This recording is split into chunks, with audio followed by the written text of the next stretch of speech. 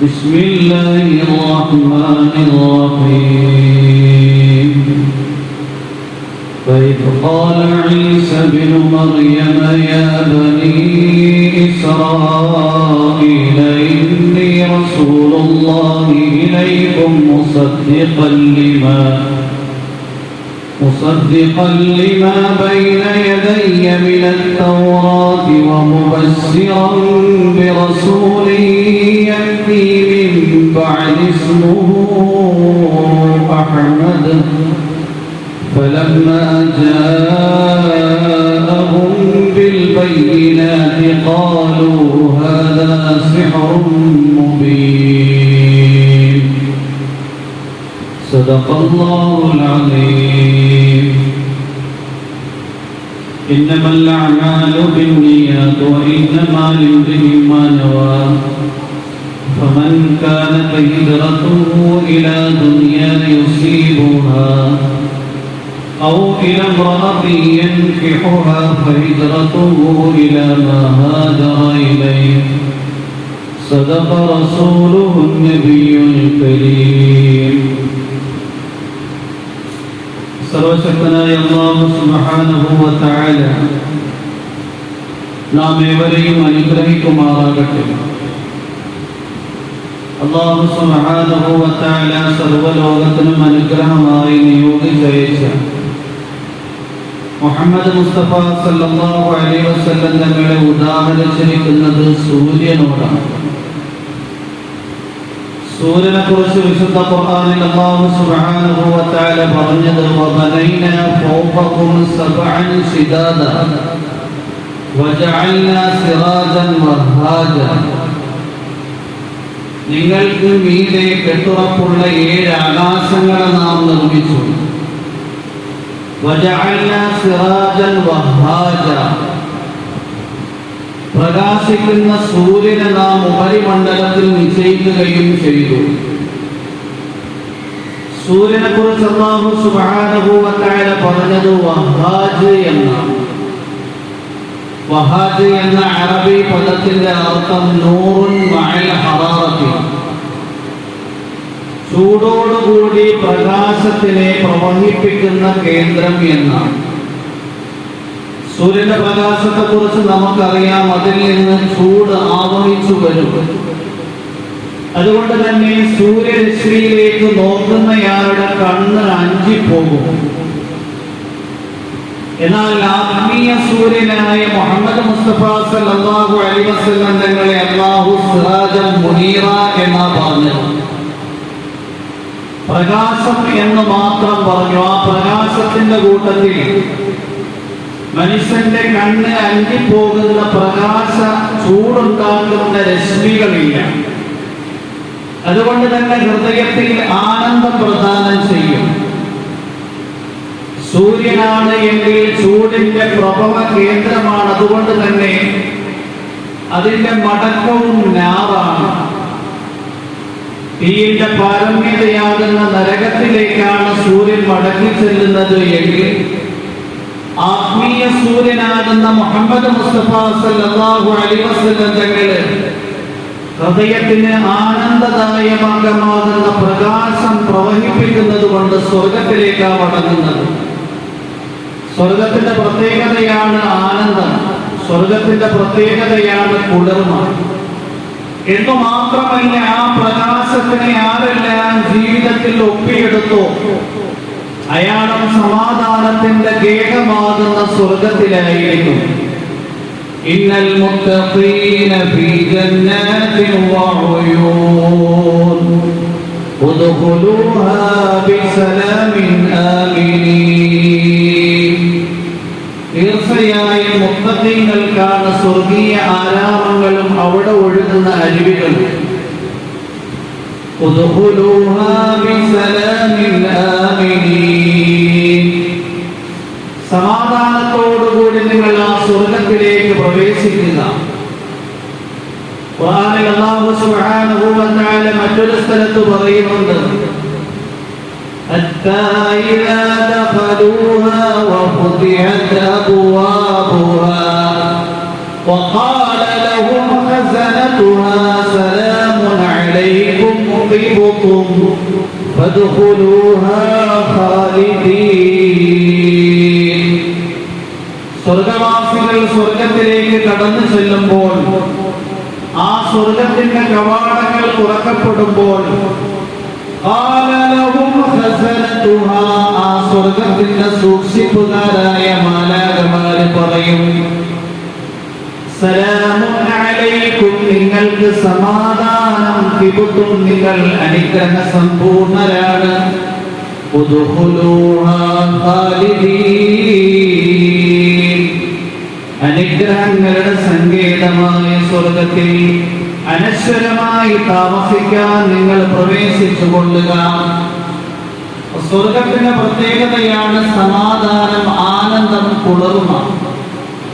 ആത്മീയ സൂര്യനാകുന്ന മുഹമ്മദിന്റെയും ആ മുഹമ്മദ് മുസ്തഫ സല്ലല്ലാഹു അലൈഹി വസല്ലം തങ്ങളിൽ നിന്ന് പ്രകാശം ഒപ്പിയെടുത്തവരുടെയും സങ്കേതം സമാധാനത്തിന്റെയും കുളിർമയുടെയും ആനന്ദത്തിന്റെയും സങ്കേതമാകുന്ന സ്വർഗമാണ്. വിശുദ്ധ ഖുർആനിൽ അല്ലാഹു സുബ്ഹാനഹു വ തആല എന്തുകൊണ്ട് മുഹമ്മദ് മുസ്തഫ സല്ലല്ലാഹു അലൈഹി വസല്ലം തങ്ങളെ ശംസൻ മുനീറ എന്ന് പറഞ്ഞില്ല? പ്രസക്തമായി ഉന്നയിക്കപ്പെടാൻ പറ്റുന്ന ഒരു ചോദ്യമാണ്. സിറാജൻ മുനീറ, പ്രകാശിക്കുന്ന സിറാജ് എന്ന് പറഞ്ഞിട്ട് എന്തിനാ ശംസിനെ, സൂര്യനെ ഉദ്ദേശിച്ചത്? എന്തുകൊണ്ടാണ് ശംസ് എന്ന് ഉദ്ദേശിക്കപ്പെട്ടത് എന്നതിനെ കുറിച്ചുള്ള വിവക്ഷ കഴിഞ്ഞ ആഴ്ചകളിൽ കഴിഞ്ഞുപോയി. സിറാജ് എന്ന് പറയാനുള്ള കാരണം, സിറാജ് എന്ന അറബി പദത്തിന്റെ ശരിയായ അർത്ഥം വിളക്ക് എന്നാണ്. സൂര്യൻ എന്നും അതിന് അർത്ഥം നൽകപ്പെടാറുണ്ട്.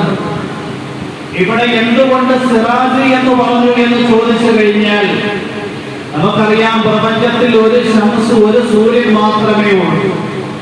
ഒരു സൂര്യനിൽ നിന്ന് മറ്റൊരു സൂര്യനെ കത്തിച്ചെടുക്കാൻ കഴിയില്ല. എന്നാൽ ഒരു വിളക്കിൽ നിന്ന് കോടാനുകോടി വിളക്കുകളെ കത്തിച്ചെടുത്ത് പ്രകാശം ലോകത്ത് പരത്താൻ കഴിയും. മുഹമ്മദ് മുസ്തഫ സല്ലല്ലാഹു അലൈഹി വസല്ലം തങ്ങളാകുന്ന പ്രകാശിക്കുന്ന വിളക്ക് തങ്ങളുടെ ജീവിത കാലഘട്ടത്തിൽ തന്നെ 1,24,000-ഓളം വരുന്ന മനുഷ്യരെ പ്രകാശിപ്പിച്ചു. അവരെ അസ്ഹാബ് മുഹമ്മദായി സല്ലല്ലാഹു അലൈഹി വസല്ലം. 14 നൂറ്റാണ്ടായി ആ പ്രകാശിക്കുന്ന വിളക്കിലൂടെ ധാരാളം പേര് പ്രകാശം ഒപ്പിയെടുത്തുകൊണ്ട് കോടാനുകോടി വിളക്കുമായി ജീവിച്ചുകൊണ്ടേയിരിക്കുകയാണ്. ജീവിച്ചു കഴിഞ്ഞുപോയവരുമുണ്ട്. അല്ലാഹുവിന്റെ പ്രവാചകൻ മുഹമ്മദ് മുസ്തഫ സല്ലല്ലാഹു അലൈഹി വസല്ലം തങ്ങളിൽ നിന്ന് പ്രകാശിക്കുന്ന വിളക്കിനെ ശരിയായി ഒപ്പിയെടുത്തവരാണ് അസ്ഹാബ് മുഹമ്മദ് സല്ലല്ലാഹു അലൈഹി വസല്ലം. അതുകൊണ്ട് തന്നെ 1,24,000-ഓളം വരുന്ന അല്ലാഹുവിന്റെ പ്രവാചകന്റെ കൂട്ടത്തിൽ കഴിഞ്ഞുകൂടിയ അസ്ഹാബ്, അവരെ കുറിച്ച് അബ്ദുല്ലാഹ് ഇബ്നു മസ്ഊദ് റളിയല്ലാഹു അൻഹു പറയുകയുണ്ടായി, മൻ കാന മുസ്തന്നൻ ഫലിയസ്തന്ന ബിമൻ ഖദ് മാത ഫഇന്നൽ ഹയ്യ ലാ തുഅ്മനു അലൈഹിൽ ഫിത്ന ഉലൈക അസ്ഹാബു മുഹമ്മദിൻ സല്ലല്ലാഹു അലൈഹി വസല്ലം كانوا أفضل لهذه الأمة أبرها قلوبا وأعمقها علما وأقلها تكلفا فاختارهم الله لصحبة نبيه ولإقامة دينه فاعرفوا لهم فضلهم وتمسكوا بما استطعتم من أخلاقهم وسيرهم وإنهم كانوا على الهدى المستقيم. ആരെങ്കിലും ആരുടെയെങ്കിലും നടപടിക്രമത്തെ പിൻപറ്റാൻ ആഗ്രഹിക്കുന്നു എങ്കിൽ മരിച്ചുപോയ സഹാബിമാരെയാണ് മാതൃകയാക്കേണ്ടത്. എന്തുകൊണ്ടാണ് ജീവിച്ചിരിക്കുന്ന ഒരാളുടെ വിഷയത്തിലും നമുക്ക് നിർഭയതയില്ല? അവരുടെ മരണം ഈമാനിലായിരിക്കുമെന്നോ, ഇസ്ലാമിൽ ജീവിതകാലമെല്ലാം കഴിഞ്ഞുകൂടുമെന്നോ, സുഹൃത്തുക്കൾ ജീവിതത്തിൽ നഷ്ടപ്പെടാതെ കെടാതെ കാത്തു സൂക്ഷിക്കുമോ എന്ന് നമുക്ക് ഒരു നിലയിലും നിർഭയമായി കഴിയാൻ കഴിയും. അവർ ഈമാനിൽ നിന്ന് വ്യതിചലിച്ചേക്കാം, ഇസ്ലാമിൽ നിന്ന് വ്യതിചലിച്ചേക്കാം, സുഹൃത്തുക്കളിൽ നിന്ന് വ്യതിചലിച്ചേക്കാം. കാരണം ജീവിച്ചിരിക്കുന്നവര് പ്രതിസന്ധിയുടെ ഇടയിൽ പോകുമ്പോൾ പലതും സംഭവിക്കാം. എന്നാൽ കഴിഞ്ഞുപോയ സഹാബിമാർ അല്ലാഹുവിന്റെ പ്രവാചകന്റെ കൂട്ടത്തിൽ ധാരാളം പ്രതിസന്ധികളുടെ നടുത്തളത്തിലും ഇസ്ലാമിനെയും ഈമാനിനെയും കാത്തു സൂക്ഷിച്ചുകൊണ്ട് ഈ ലോകത്തു നിന്ന് ഈമാനോടുകൂടി യാത്രയായവരാണ്. അതുകൊണ്ട് അവരെയാണ് നിങ്ങൾ മാതൃകയാക്കേണ്ടത്. എന്നിട്ട് അബ്ദുല്ലാഹി ഇബ്നു മസ്ഊദ് റളിയല്ലാഹു അൻഹു പറയുകയാണ്, കാനു അഫ്ളല ലിഹാദിഹിൽ ഉമ്മ, അവരാണ് ഈ സമുദായത്തിലെ ഏറ്റവും മഹത്വമുള്ളവർ. അബർറഹാ ഖുലൂബൻ, നന്മ നിറഞ്ഞ ഹൃദയത്തിന്റെ വക്താക്കളായിരുന്നു അവർ. അഅമഖഹാ ഇൽമൻ, ആഴം നിറഞ്ഞ വിജ്ഞാനത്തിന്റെ ഉടമകളായിരുന്നു അവർ. അഖല്ലഹാ തകല്ലുഫൻ, ബാഹ്യ പ്രകടനങ്ങൾ കുറഞ്ഞവരായിരുന്നു. ഫഖ്താറഹുമുല്ലാഹു ലിസുഹ്ബത്തി നബിയിഹി, അല്ലാഹു അവന്റെ പ്രവാചകന്റെ സഹവാസത്തിനു വേണ്ടി തിരഞ്ഞെടുത്തവരാണ് അസ്ഹാബു മുഹമ്മദ്. അതുകൊണ്ട് ഫഅരിഫൂലഹും ഫദ്ലഹും, അവരുടെ സ്ഥാനങ്ങൾ നിങ്ങൾ മനസ്സിലാക്കണം. നിങ്ങൾ കഴിവിന്റെ പരമാവധി അവരുടെ നടപടിക്രമങ്ങളും അവരുടെ സ്വഭാവ സംസ്കരണവും പിൻപറ്റണം. അവർ ഏറ്റവും ഉയർന്ന സ്വഭാവത്തിന്റെ പ്രതീകങ്ങളായിരുന്നു. വഇന്നഹും കാനൂ അലൽ ഹുദൽ മുസ്തഖീം, അവരെല്ലാവരും സന്മാർഗ്ഗം സിദ്ധിച്ചവരായിരുന്നു. അബ്ദുല്ലാഹി ഇബ്നു മസ്ഊദ് റളിയല്ലാഹു അൻഹു ഒരിക്കൽ പറയുകയുണ്ടായി, ഇന്നല്ലാഹ നദറ ഫീ ഖുലൂബിൻ നാസി ഫഖ്താറ മുഹമ്മദൻ ഫബഅതഹു ബിരിസാലതിഹി വന്തഖബഹു ബിഇൽമിഹി. അല്ലാഹു സുബ്ഹാനഹു വ തആല മനുഷ്യർക്ക് സ്വാതന്ത്ര്യം നൽകിയതിനു ശേഷം ഖിയാമത്ത് നാൾ വരെ വരുന്ന മുഴുവൻ മനുഷ്യരുടെയും ഹൃദയങ്ങളെ പരിശോധിച്ചു. അപ്പോൾ ഏറ്റവും ഉയർന്ന ഹൃദയത്തിന്റെ വക്താവ് ഹൃദയങ്ങളിൽ എന്തും ചിന്തിക്കാനുള്ള സ്വാതന്ത്ര്യം നൽകിയപ്പോഴേ ഏറ്റവും ഉയർന്ന ഹൃദയത്തിന്റെ പ്രതീകമായി മുഹമ്മദിനെയാണ് അല്ലാഹുവിന് മനസ്സിലായത്. അതുകൊണ്ട് അല്ലാഹു സുബ്ഹാനഹു വ തആല മുഹമ്മദിന് തന്റെ ദൗത്യം നൽകി, റിസാലത്ത് നൽകി. വന്തഖബഹു ബിഇൽമിഹി, അല്ലാഹു തന്റെ ഇൽമിന് വേണ്ടി, വിജ്ഞാനത്തിന് വേണ്ടി മുഹമ്മദിനെ സെലക്ട് ചെയ്തു. എന്നിട്ട് വീണ്ടും നബിതങ്ങൾക്ക് ശേഷമുള്ള മനുഷ്യരുടെ ഹൃദയങ്ങളെ പരിശോധിച്ചു. ആ ഹൃദയങ്ങൾക്കും എന്ത് ആദർശവും എന്ത് വിശ്വാസ സംഹിതയും എന്ത് തോന്നലുകളും ഉണ്ടാക്കാനുള്ള സ്വാതന്ത്ര്യം നൽകി. ഏറ്റവും നല്ല ഹൃദയത്തിന്റെ വക്താക്കളായി അല്ലാഹു മനസ്സിലാക്കിയത് അസ്ഹാബു മുഹമ്മദിനെയാണ്.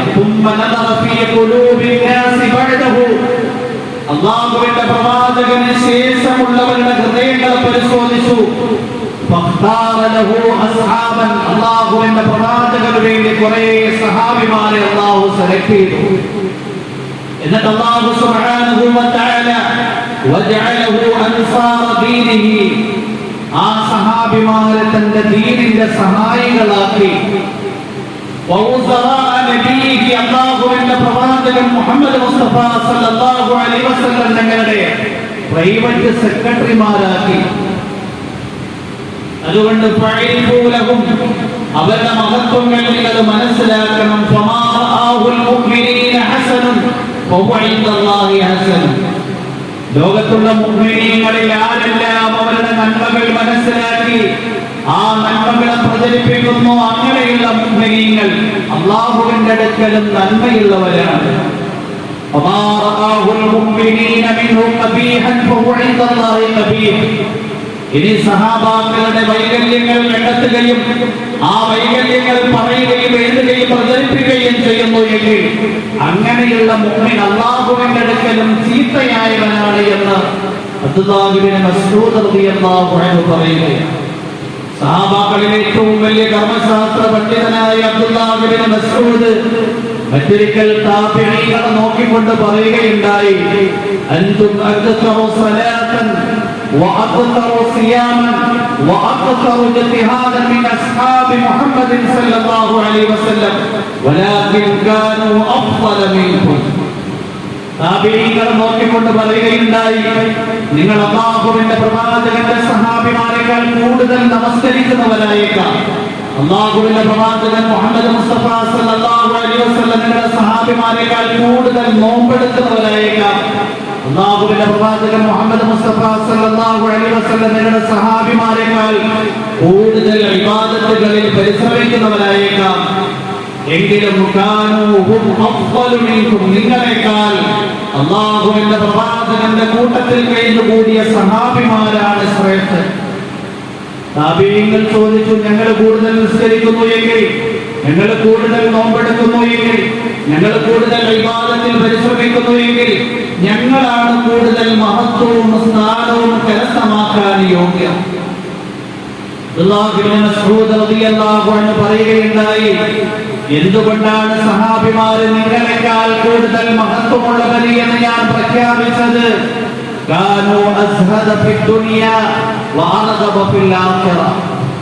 അവർക്ക് ഭൗതികമായ ലോകത്തിനോട്, ഭൗതികതയോട് ഹൃദയം കൊണ്ട് താല്പര്യമില്ലാത്തവരായിരുന്നു.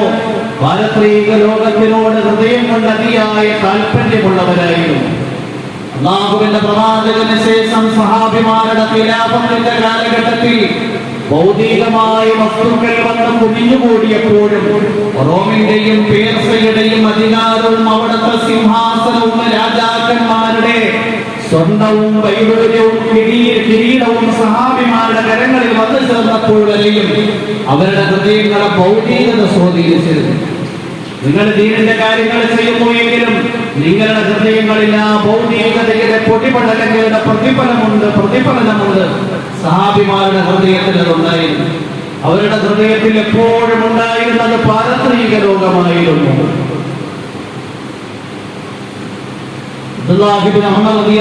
അൻഹുമയോട് ഒരു ചിലർ ചോദിക്കുകയുണ്ടായി, അല്ലാഹുവിന്റെ പ്രവാചകന്റെ സഹാബിമാര് ചിരിക്കുമായിരുന്നു.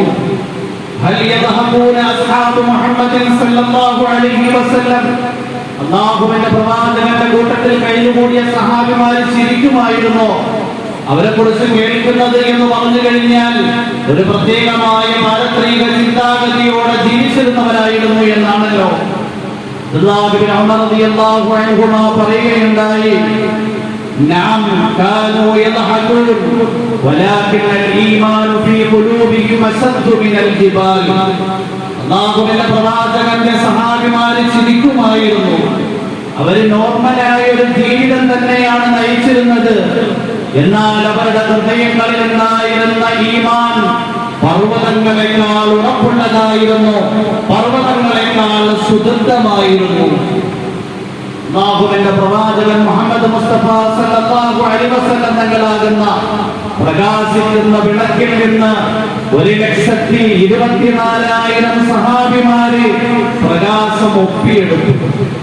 അതിനുശേഷം താബിഈകൾ, തബഅത്താബിഈകൾ, ഇങ്ങനെ ലോകത്തിന്റെ നാനാഭാഗങ്ങളിൽ അല്ലാഹുവിന്റെ പ്രവാചകന്റെ പ്രകാശം ഒപ്പിയെടുത്തവർ ഇന്നും ജീവിക്കുന്നു. അല്ലാഹുവിന്റെ പ്രവാചകൻ പറയുകയുണ്ടായി, എന്റെ സമുദായത്തിലെ പണ്ഡിതന്മാര് ബനൂ ഇസ്രായേലിലെ പ്രവാചകന്മാരെ പോലെയാണ്. അതുകൊണ്ടാണ് അല്ലാഹു സുബ്ഹാനഹു വ തആല മുഹമ്മദ് മുസ്തഫ സല്ലല്ലാഹു അലൈഹി വസല്ലം തങ്ങളെ കുറിച്ച് സിറാജൻ മുനീറ, ശംസൻ മുനീറ എന്ന് പറയാതെ പ്രകാശിക്കുന്ന വിളക്ക് എന്ന് പറഞ്ഞിട്ട് സൂര്യനെ ഉദ്ദേശിച്ചത്. നമുക്കറിയാം, സൂര്യൻ ഉദിക്കുന്നതിന് മുമ്പ് ഉണ്മപ്രഭാതം പൊട്ടി പുറപ്പെടാറുണ്ട്. സൂര്യൻ അസ്തമിച്ചു കഴിഞ്ഞാൽ രാത്രിക്ക് തുടക്കമായി. ആ രാത്രി സുദീർഘമായി ചിലപ്പോൾ നിലനിൽക്കും, ചിലപ്പോൾ രാത്രിയുടെ കാലദൈർഘ്യം കുറവായിരിക്കും. ഉണ്മപ്രഭാതം ഉദിക്കുന്നതോടുകൂടി പ്രഭാതത്തിന് തുടക്കമായി. നമുക്കറിയാം, സുബഹിന്റെ സമയമാകുമ്പോൾ ഉണ്മപ്രഭാതം ഉദിക്കുമ്പോഴാണ് സുബഹിന്റെ സമയമാകുന്നത്, സുബഹി നിസ്കാരത്തിന്റെ സമയമാകുന്നത്. ഈ ഉണ്മപ്രഭാതം നമുക്കറിയാം സൂര്യൻ ഉദിക്കുന്നതിന് എത്രയോ മണിക്കൂറുകൾക്ക് മുമ്പാണ്. ഈ ഉണ്മപ്രഭാതം കഴിഞ്ഞാൽ പിന്നെ സൂര്യൻ ഉദിക്കും കുറേ സമയം കഴിഞ്ഞാൽ. യഥാർത്ഥത്തിൽ ഈ ഉണ്മപ്രഭാതം സൂര്യൻ ഉദിക്കുന്നതിന്റെ അടയാളമാണ്. പടിപടിയായി പ്രകാശം വർദ്ധിച്ചുകൊണ്ടേയിരിക്കും. സൂര്യൻ ഉദിക്കുമ്പോൾ പ്രകാശമായി. ഇതുപോലെ ആത്മീയ സൂര്യനാകുന്ന മുഹമ്മദ് മുസ്തഫ സല്ലല്ലാഹു അലൈഹി വസല്ലം തങ്ങൾ ഉദിക്കുന്നതിന് മുമ്പ് ഉണ്മപ്രഭാതം ഉദിച്ചു. ആ ഉണ്മപ്രഭാതത്തിന്റെ പേരാണ് ഈസാ അലൈഹിസ്സലാം. ഉണ്മപ്രഭാതം സൂര്യൻ ഉദിക്കും എന്ന സന്തോഷ വാർത്ത അറിയിക്കുന്നത് പോലെ ആത്മീയ സൂര്യനാകുന്ന മുഹമ്മദ് ഉദിക്കും എന്ന സന്തോഷ വാർത്ത ഉണ്മപ്രഭാതമാകുന്ന ഈസാ അലൈഹിസ്സലാം അറിയിക്കുകയാണ്. وَإِذْ قَالَ عِيسَى ابْنُ مَرْيَمَ يَا بَنِي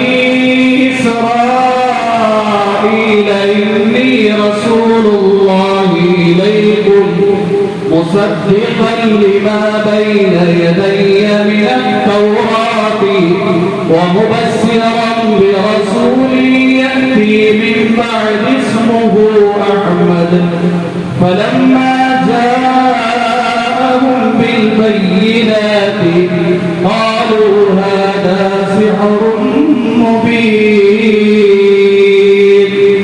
وإذ قال عيسى بن مريم മറിയമിന്റെ പുത്രനായ ഈസാ നബി അലൈഹിസ്സലാം പറഞ്ഞ വിഷയം ശ്രദ്ധേയമാണ്. ഇന്നി റസിയ ബനി ഇസ്രായീല, അല്ലയോ ഇസ്രായേൽ സന്തതികളെ, ഇന്നി റസൂലുള്ളാഹി ഇലൈക്കും, തീർച്ചയായും ഞാൻ നിങ്ങളിലേക്ക് അയക്കപ്പെട്ട ദൈവിക ദൂതനാണ്. മുസദ്ദിഖൻ ലിമാ ബൈന യദയ്യ മിനത്തൗറാത്തി, എനിക്ക് മുമ്പുള്ള വേദഗ്രന്ഥമാകുന്ന തൗറാത്തിനെ വാസ്തവീകരിക്കുന്ന പ്രവാചകൻ. വമുബശ്ശിറൻ ബിറസൂലിൻ, ഒരു പ്രവാചകനെ കൊണ്ട് സുവിശേഷം അറിയിക്കുന്ന പ്രവാചകൻ. യഅ്തി മിൻ ബഅദി, എനിക്ക് ശേഷം ആ പ്രവാചകൻ ഉദിക്കാൻ പോകുകയാണ്. ഇസ്മുഹു അഹ്മദ, പ്രവാചകന്റെ പേര് മുഹമ്മദ് എന്നാണ്. ഫലമ്മാ ജാഅഹും ബിൽ ബയ്യിനാതി, ആ മുഹമ്മദ് വ്യക്തമായ തെളിവുമായി കടന്നു വന്നപ്പോ ഈസാ നബി അലൈഹിസ്സലാം സുവിശേഷം അറിയിച്ച പ്രവാചകനെന്ന് ക്രിസ്ത്യാനികൾക്കറിയാം. മൂസാ നബിയുടെ തൗറാത്തിലുമുള്ള പ്രവാചകന് എന്ന് യഹൂദികൾക്കറിയാം.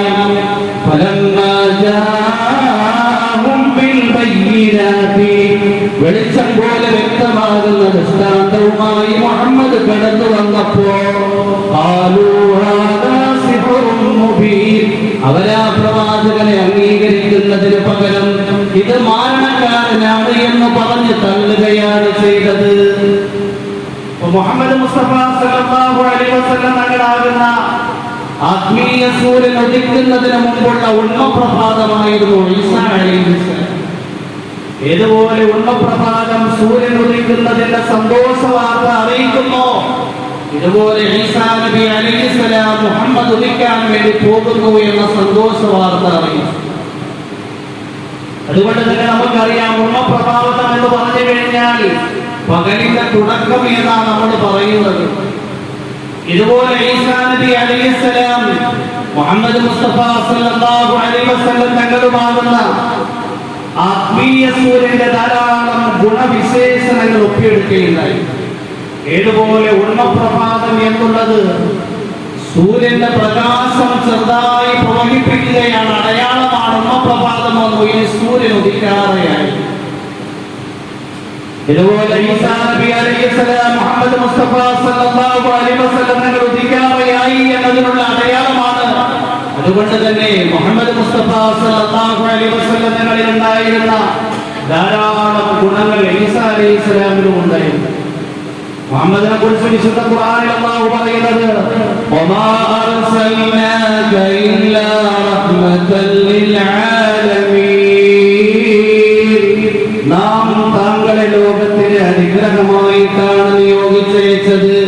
അങ്ങ് ലോകത്തിന്റെ കാരുണ്യമാണ്, മനുഷ്യർക്ക് കാരുണ്യമാണ്, മനുഷ്യേതര ജന്തുക്കൾക്ക് കാരുണ്യമാണ്. ആലമീൻ എന്ന് പറഞ്ഞാൽ മാസിമല്ല എന്നാണ്, അല്ലാഹു അല്ലാത്തതെല്ലാം. ഒരിക്കൽ അല്ലാഹുവിന്റെ പ്രവാചകന്റെ അടുക്കൽ വന്നപ്പോൾ നബി തങ്ങൾ ചോദിച്ചു, ഞാൻ ലോകത്തിന് അനുഗ്രഹം എന്നാ പറഞ്ഞത്? ലോകം എന്നാൽ അല്ലാഹു അല്ലാത്തതെല്ലാം ഉണ്ട്. നിങ്ങൾ ജിബ്രീലും അല്ലാഹു അല്ലാത്ത ആലമിൽപ്പെട്ടതാണല്ലോ, നിങ്ങൾക്ക് എന്റെ കാരുണ്യം കിട്ടിയിട്ടുണ്ടോ? ജിബ്രീൽ അലൈഹിസ്സലാം പറഞ്ഞു, മുഹമ്മദ് സല്ലല്ലാഹു അലൈഹി വസല്ലം നിങ്ങളുടെ കാരുണ്യം എനിക്ക് കിട്ടിയിട്ടുണ്ട്.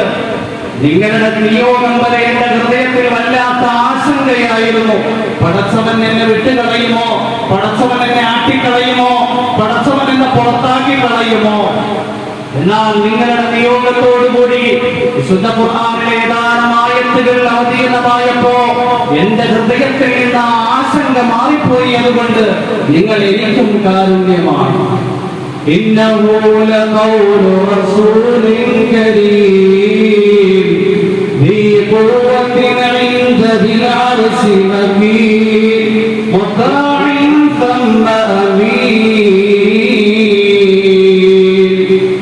അല്ലാഹു ജിബ്രീലിനെ കുറിച്ച് പറയുകയാണ്, ഇന്നഹു തീർച്ചയായും വിശുദ്ധ ഖുർആനുമായി വരുന്നത് ദൂതനാകുന്നു, കരീം മാന്യനായ ദൂതനാകുന്നു. ഇന്നഹു ലഖൗലു റസൂലിൻ കരീം, മാന്യനായ ദൂതനാണ് ഖുർആനുമായി വരുന്നത്. അല്ലാഹുവിന്റെ ദൂതനാണ് ജിബ്രീൽ. മാന്യനായ ദൂതൻ എന്ന് അല്ലാഹു പറഞ്ഞിരിക്കുകയാണ്. രണ്ടാമതായി ശക്തിയുള്ള ജിബ്രീല്, മൂന്നാമതായി അർശിന്റെ ഉടമസ്ഥനായ അല്ലാഹുവിന്റെ അടുക്കൽ സ്ഥാനമുള്ള ജിബ്രീല്. അല്ലാഹുവിന്റെ അടുക്കൽ എനിക്ക് സ്ഥാനമുണ്ട് എന്ന് പ്രഖ്യാപിച്ച ഖുർആൻ ഖിയാമത്ത് നാൾ വരെ നിലനിൽക്കുന്ന വേദഗ്രന്ഥമാണ്. അതുകൊണ്ട് അല്ലാഹു എന്നെ ആക്കില്ല, അല്ലാഹു എന്നെ പുറത്താക്കില്ല, അവന്റെ അനുഗ്രഹത്തിൽ നിന്ന് ഞാൻ തടയപ്പെട്ടവനാകില്ല. നാലാമതായി അവിടെ അനുസരിക്കപ്പെടുന്നയാളാണ്. അഞ്ചാമതായി അമീൻ, വിശ്വസ്തൻ എന്നാണ് എന്നെ കുറിച്ച് അല്ലാഹു പറഞ്ഞിരിക്കുന്നത്. ഖുർആൻ അവസാനത്തെ വേദഗ്രന്ഥമാണ്. ഇനി ഞാൻ വിശ്വസ്തതയിൽ നിന്ന്, ഞാൻ അല്ലാഹുവിന്റെ അടുക്കലുള്ള സ്ഥാനത്തിൽ നിന്ന്, അല്ലാഹുവിന്റെ അടുക്കലുള്ള മഹത്വത്തിൽ നിന്ന് ഒരിക്കലും വിദൂരമാകില്ല. അതുകൊണ്ട് അങ്ങയുടെ നിയോഗം എനിക്കും കാരുണ്യം. മൃഗങ്ങൾക്കും അല്ലാഹുവിന്റെ റസൂൽ കാരുണ്യമായിരുന്നു. അല്ലാഹുവിന്റെ പ്രവാചകന്റെ കൂട്ടത്തിൽ കഴിഞ്ഞുകൂടിയ മൃഗങ്ങളുടെ വിവിധങ്ങളോടുള്ള സ്നേഹം പരിശോധിച്ചു കഴിഞ്ഞാൽ അല്ലാഹുവിന്റെ പ്രവാചകൻ അവർക്കും കാരുണ്യമായിരുന്നു എന്ന് ബോധ്യപ്പെട്ടു. വിവിധങ്ങളുടെ കൂട്ടത്തിൽ കഴിഞ്ഞുകൂടിയ ഒരു ഒട്ടകമായിരുന്നു ഖസ്വ. അല്ലാഹുവിന്റെ പ്രവാചകന്റെ കൂട്ടത്തിൽ ഹിജ്റത്ത് ചെയ്യേണ്ടി വരുമെന്നായപ്പോൾ സിദ്ദീഖുൽ അക്ബർ റളിയല്ലാഹു അൻഹു 2 ഒട്ടകങ്ങളെ വളർത്തുകയുണ്ടായി. ഒരൊട്ടകം പ്രവാചകന് സമ്മാനിച്ചപ്പോൾ പ്രവാചകൻ അതിന് വില നൽകി, ഞാനിത് അങ്ങയിൽ നിന്ന് വാങ്ങിയിരിക്കുകയാണ്. ആ ഒട്ടകത്തിന്റെ പേരാണ് ഖസ്വ. ആ ഒട്ടകം പ്രസവിച്ച 4 വർഷമാകുമ്പോഴാണ് അല്ലാഹുവിന്റെ പ്രവാചകൻ ഖസ്വ എന്ന് പറയുന്ന ഒട്ടകത്തെ വാങ്ങുന്നത്. മക്കയിൽ നിന്നും മദീനയിലേക്ക് യാത്ര ചെയ്യുന്നത് ഖസ്വ എന്ന ഒട്ടകപ്പുറത്താണ്.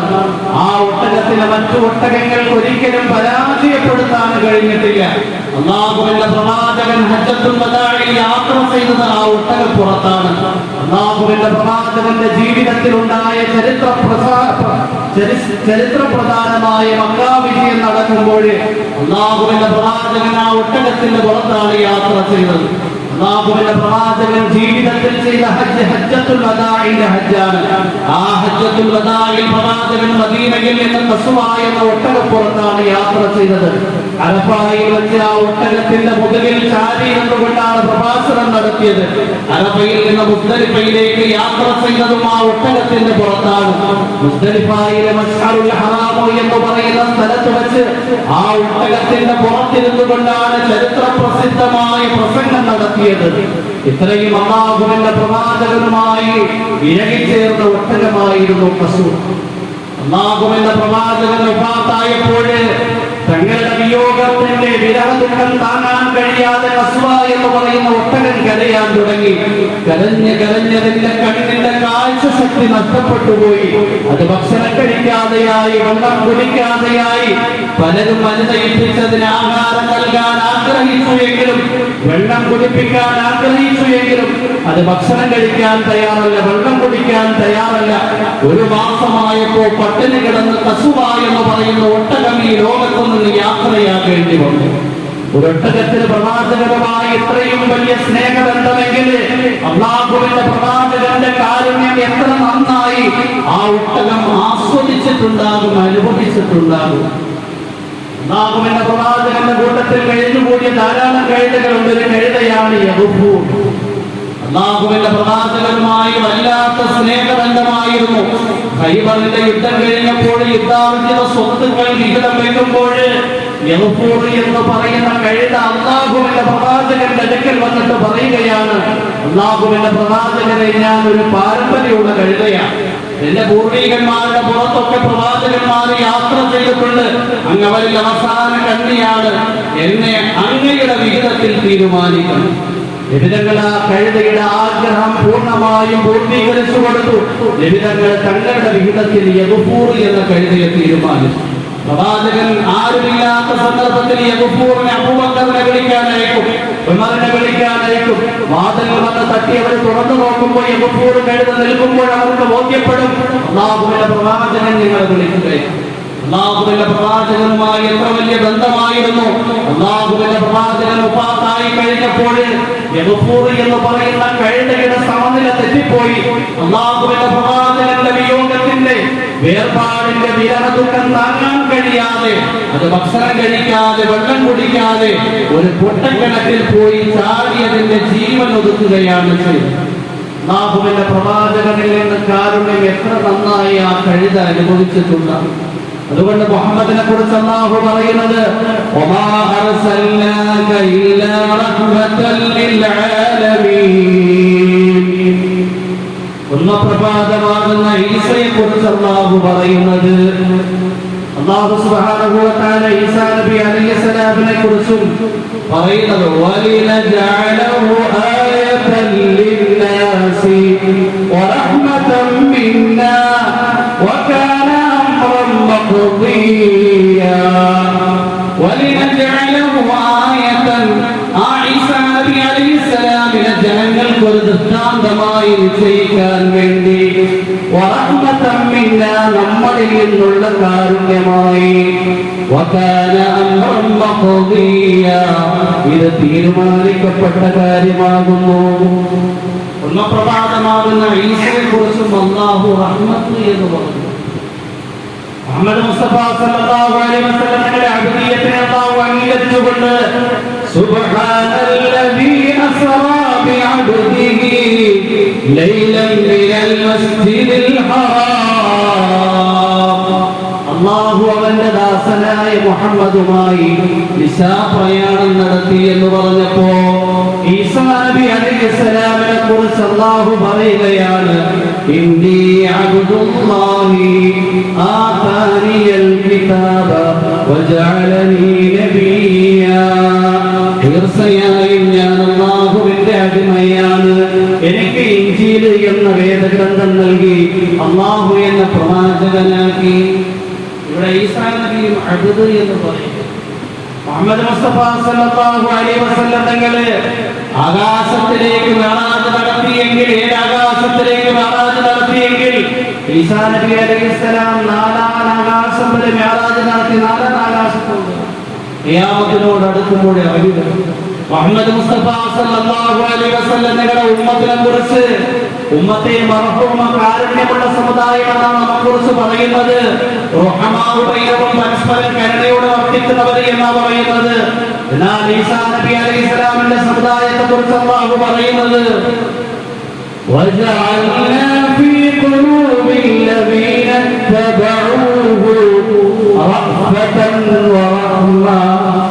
ഈസാ നബി അലൈഹിസ്സലാമിനെ പിൻപറ്റിയവരുടെ ഹൃദയത്തിൽ നാം നിശ്ചയിച്ചു റഹ്മതൻ അനുകമ്പ വറഹ്മതൻ കാരുണ്യം. മുഹമ്മദ് മുസ്തഫ സല്ലല്ലാഹു അലൈഹി വസല്ലം തങ്ങളുടെ നാട്ടിൽ നിന്നുകൊണ്ട് പ്രബോധനം ചെയ്യാൻ കഴിയാൻ പറ്റാത്തതുകൊണ്ട് മക്കക്കാരുടെ ഉപദ്രവത്തിന്റെ പേരിൽ മദീനയിലേക്ക് പലായനം ചെയ്തു പോയി. ഇതുപോലെ ഈസാ നബി അലൈഹിസ്സലാമിനും ശാമാകുന്ന സ്വരാജ്യത്ത് നിൽക്കാൻ കഴിയാത്തത് കൊണ്ട് ആകാശത്തിലേക്ക് യാത്രയാകേണ്ടി വന്നു. മുഹമ്മദ് മുസ്തഫ സല്ലല്ലാഹു അലൈഹി വസല്ലം തങ്ങൾക്ക് സ്വരാജ്യം കീഴടക്കാൻ വേണ്ടി 8 വർഷമേ വേണ്ടി വന്നുള്ളൂ. 8 വർഷം കഴിഞ്ഞപ്പോൾ ചരിത്ര പ്രസിദ്ധമായ മക്കാ വിജയം നടന്നു. മുഹമ്മദ് സ്വരാജ്യം കീഴടക്കി വിജയശ്രീ ലാളിതനായി മക്കയിലേക്ക് കടന്നു വന്നു. എന്നാൽ ഈസാ നബി അലൈഹിസ്സലാം 2000 വർഷം കഴിഞ്ഞിട്ടാണ് ശാമിലേക്ക് വരുന്നത്. ഖിയാമത്ത് നാളിനോട് അടുക്കുമ്പോൾ ഈസാ നബി അലൈഹിസ്സലാം മുഹമ്മദ് മുസ്തഫ സല്ലല്ലാഹു അലൈഹി വസല്ലം തങ്ങളുടെ മക്കാ വിജയം കഴിഞ്ഞപ്പോൾ ഒരു തരത്തിലുള്ള സന്ധി സംഭാഷണത്തിനും മക്കക്കാരോട് തയ്യാറായില്ല. എന്റെ കൂട്ടത്തിൽ നുബുവത്തിന് മുമ്പ് 40 വർഷം നിങ്ങൾ ജീവിച്ചവരാണ്, നുബുവത്ത് കഴിഞ്ഞ് 13 വർഷം എന്റെ കൂട്ടത്തിൽ ജീവിച്ചവരാണ്, എന്റെ എല്ലാ കാര്യങ്ങളും നിങ്ങൾ മനസ്സിലാക്കിയവരാണ്. അതുകൊണ്ട് ഇനിയും ദീനിലേക്ക് കടന്നു വരുന്നില്ല എങ്കിൽ, നിങ്ങൾ അസാൻമാർഗ മാർഗത്തിൽ തന്നെ നിലയുറപ്പിക്കുന്നു എങ്കിൽ, അക്രമകാരികളായ നിഷേധത്തിൽ തന്നെ നിലയുറപ്പിക്കുന്നു എങ്കിൽ നിങ്ങൾക്കിനി മക്കയിൽ താമസിക്കാൻ കഴിയില്ല. ശ്രദ്ധിക്കും. ഇതുപോലെ ഈസാ നബി അലൈഹിസ്സലാം ആകാശത്തിൽ നിന്ന് ഇറങ്ങി വരുമ്പോൾ അധർമ്മകാരികളോട്, അക്രമകാരികളോട്, അസാൻമാർഗിക മാർഗത്തിലൂടെ സഞ്ചരിക്കുന്നവരോട് ഒരു പ്രഖ്യാപനം നടത്തും. നിങ്ങളോടൊരു സന്ധിയുമില്ല. ഒന്നുകിൽ നീതിയുടെ പ്രത്യശാസ്ത്രത്തിലേക്ക് നിങ്ങൾ കടന്നു വരണം, ഒന്നിയിൽ നിങ്ങൾ ധർമ്മത്തിന്റെ വക്താക്കളായി തീരണം, അല്ലെങ്കിൽ നിങ്ങൾക്ക് ഈ ഭൂമിയുടെ പുറന്തലിക്ക് മുകളിൽ ജീവിക്കാൻ കഴിയില്ല എന്ന പ്രഖ്യാപനമായിരിക്കും ഈസാ നബി അലൈഹിസ്സലാം നടത്തുന്നത്. അല്ലാഹുവിന്റെ പ്രവാചകൻ ചോദിക്കുകയാണ്, കൈഫ തഖ്ലിഖു ഉമ്മത്തുൻ വഅന അവ്വലുഹാ വൽ മഹ്ദി വസ്തുഹാ വൽ മസീഹു ആഖിറുഹാ. എങ്ങനെയാണ് ഒരു സമുദായം നശിക്കുന്നത്? ഭാഗ്യമായ സംവിധാനങ്ങൾ കൊണ്ടൊരു സംവിധാനത്തിന്, ഒരു സമുദായത്തിന് എങ്ങനെയാണ് തകർക്കാൻ കഴിയുന്നത്? അന അവ്വലുഹാ, ഞാൻ അവരിലെ ആദ്യത്തെ നായകനായിരുന്നു. വൽ മഹ്ദി വസ്തുഹാ, ഇമാം മഹ്ദി അവരുടെ മധ്യദശയിൽ കടന്നു വരും. വൽ മസീഹു ആഖിറുഹാ, ഈസാ നബി അലൈഹിസ്സലാം അവരുടെ അവസാനത്തെ നായകനായി. അതുകൊണ്ട് ലോകത്ത് 14 നൂറ്റാണ്ടുകളായി എത്രയോ രാജ്യങ്ങളിലും പ്രദേശങ്ങളിലും ഭൂഖണ്ഡങ്ങളിലും ഗ്രാമങ്ങളിലും പട്ടണങ്ങളിലും മുസ്ലിമീങ്ങൾ അധിവസിക്കുന്നുണ്ട്. ഒന്നും കാണിച്ചുകൊണ്ട്, ഭാഗ്യമായ സംവിധാനങ്ങൾ കാണിച്ചുകൊണ്ട് അവരെ ഭയപ്പെടുത്താനോ ദീനിൽ നിന്ന് വ്യതിചലിപ്പിക്കാനോ കഴിഞ്ഞിട്ടില്ല. ഇന്നും അന്നും മുസ്ലിമീങ്ങൾ പ്രതിസന്ധിയുടെ തീച്ചൂളയുടെ ഇടയിലും ഹൃദയത്തിലെ ആദർശവും ജീവിതത്തിലെ ഇസ്ലാമും കാത്തു സൂക്ഷിച്ച് ജീവിക്കുന്നുണ്ട്. അത്രയും സുദൃഢമായ, വളരെ വ്യവസ്ഥാപിതമായ, ഏറ്റവും ബൃഹത്തായ ഒരു പ്രത്യശാസ്ത്രം എന്ന് മുസ്ലിമീങ്ങൾ ഇസ്ലാമിനെ കുറിച്ച് മനസ്സിലാക്കിയതുകൊണ്ട് അതുകൊണ്ട് ഈസാ നബി അലൈഹിസ്സലാം വരുമ്പോൾ ലോകത്ത് നിന്ന് അധർമ്മകാരികളെ ഉന്മൂലനം ചെയ്യപ്പെടും, അക്രമകാരികളെ പൂർണ്ണമായും നിഷ്കാസനം ചെയ്യപ്പെടും.